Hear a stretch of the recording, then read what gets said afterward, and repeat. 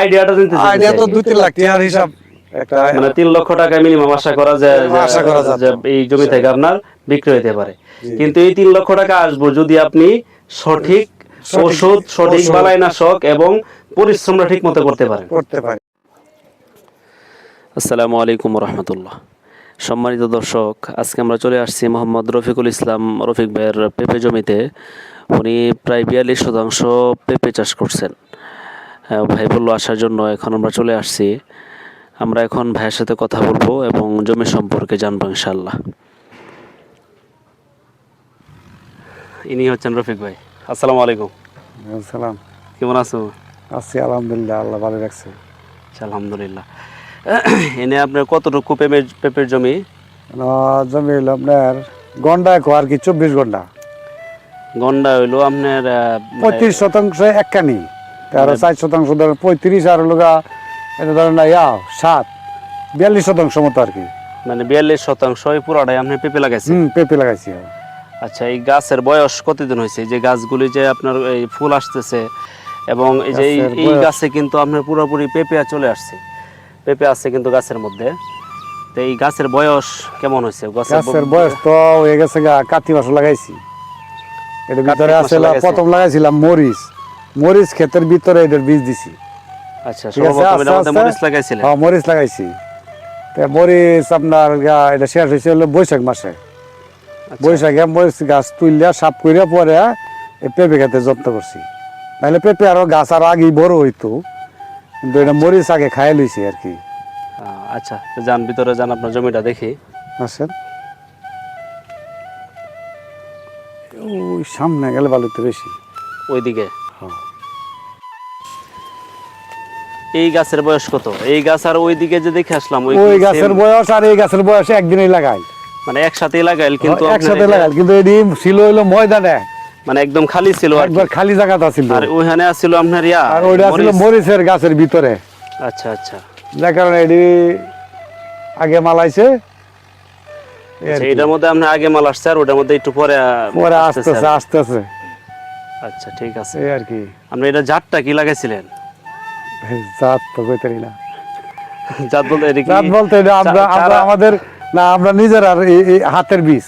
আচ্ছা আচ্ছা, মানে পেঁপে খায়া পরে বীজ রাখছি আর কি এইটা। আর এমনি কোনো কোম্পানি অথবা না, কোম্পানির বীজ না আর কি? না। আচ্ছা আচ্ছা আচ্ছা, আপনি নিজে যে পেঁপে কিনা যে খাইছে? বাজার থেকে কিনা পেঁপে আনছি, এটি খাইছি, খায়া পরে বীজ রাখিয়া পরে এটি লাগাইছি। আমাদের সাথে আছেন ইসপানি এগ্রো লিমিটেডের মার্কেটিং অফিসার মোহাম্মদ কবির হোসেন। উনি জমিটা পরিদর্শন করছে, পরিদর্শন করার পরে এখন রফিক ভাইয়ের সাথে কথা বলবে আর কি।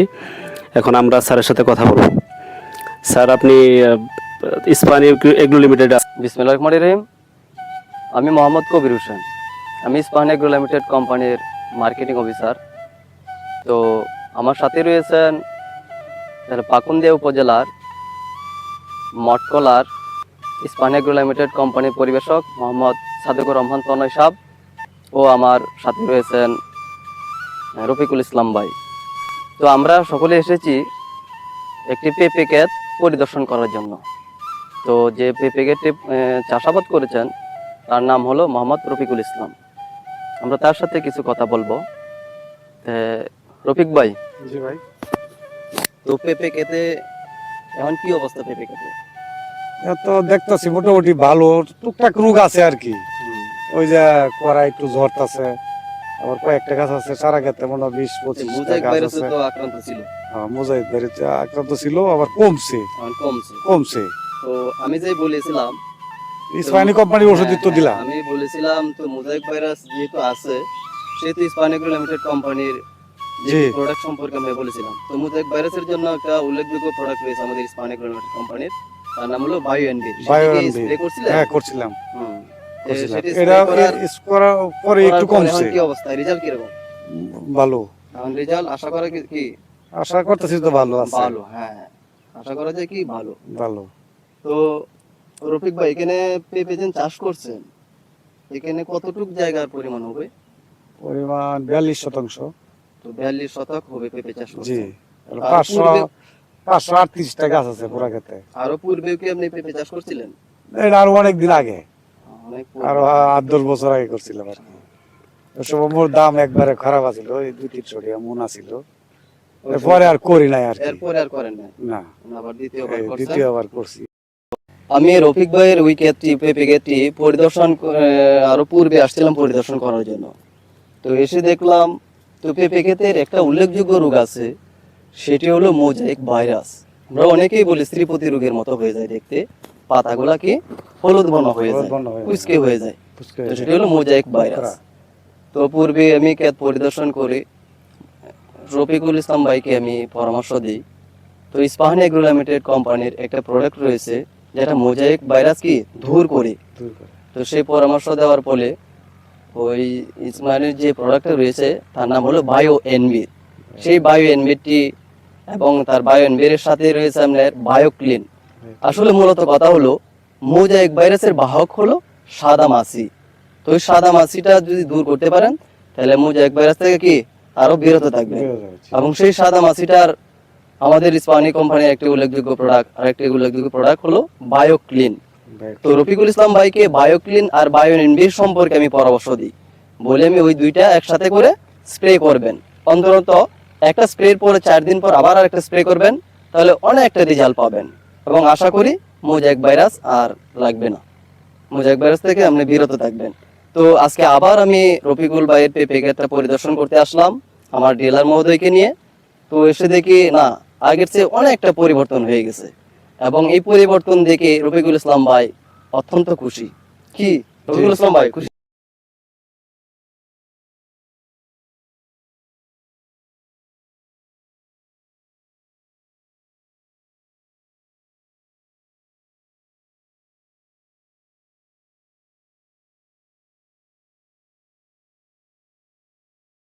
আচ্ছা রফিক ভাই, আপনার জমি তো দেখলাম, মার্শাল্লাহ অনেক ভালো দেখা যেতেছে। আগে যে ওই আপনি ওষুধ ব্যবহার করছেন, তো জৈব বালাইনাশক, জি ইস্পাহানি এগ্রো লিমিটেডের জৈব বালাইনাশক ব্যবহার করছেন। করছি। এই মোজাইক ভাইরাস এবং মাকড়ের আক্রমণ, সাদা মাছি, এগুলি সবগুলি তো মোটামুটি দূর হয়েছে। দূর হয়েছে। আচ্ছা আলহামদুলিল্লাহ। এখন আপনার ক্ষেতের পরিবেশ অত পরিস্থিতি কি আপনার মানে মনের অবস্থা কি, আপনার কাছে কি ভালো লাগে? অনেক তো একটু ভালোই লাগতেছে। আচ্ছা ঠিক আছে, সমস্যা নেই, মোটামুটি ভালো লাগতেছে আমার। যতটুকু ভালো আছে তো আলহামদুলিল্লাহ। কবির ভাই বড় হইতেছে, এবার তনয় আমার ছোট ভাই ওরা আমার বড় হইতেছে। জি, এরপর হচ্ছে আপনার এখনো কিন্তু ক্ষেতের পরিবেশ আরো ভালো হবে। আপনার এই যে নিচে যে ঘাসগুলি আছে এগুলি পরিষ্কার করবেন। এরপর ওই যে আরো কিছু বালাইনাশক আছে, জৈব বালাইনাশক আছে, এই ওষুধগুলি স্প্রে করবেন। স্প্রে করলে হইব কি আপনার পাতাগুলি সুন্দর থাকবে আর ফলগুলি ভালো হবে আর কি। তো এই যে জৈব বালাইনাশক, বর্তমান বাংলাদেশ সরকার চাইতেছে যে রাসায়নিক থেকে বের হওয়ার জন্য আর কি। আমরা এতদিন যে আমরা দোকানে বিক্রি করছি অথবা কৃষকদেরকে ব্যবহার করাইছি, বেশিরভাগই কিন্তু আপনার রাসায়নিক। রাসায়নিক থেকে আমাদেরকে বেরিয়ে আসতে হবে।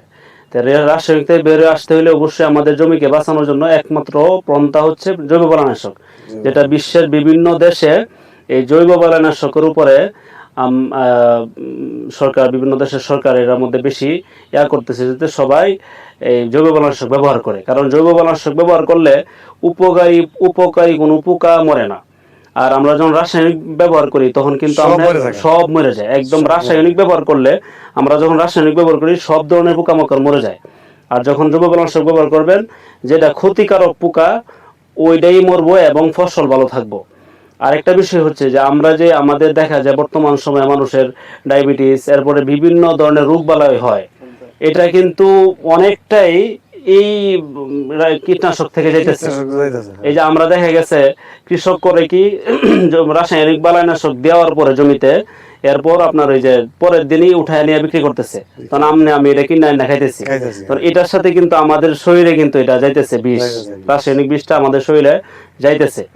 এই জন্য যদি আপনি জৈব বালাইনাশক ব্যবহার করেন তাহলে জৈব বালাইনাশক কিন্তু এটার কোনো মানে ক্ষতিকারক কোনো দিক নাই।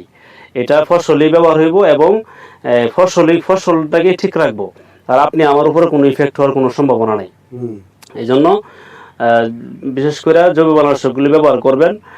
আর আপনার জমিতে আসছি, জমিটা দেখে অনেক ভালো লাগছে আলহামদুলিল্লাহ। আর সর্বশেষ কথা একটাই, যে সবকিছু দেওয়ার মালিককে আল্লাহ, সবকিছু দেওয়ার মালিক হচ্ছে আল্লাহ।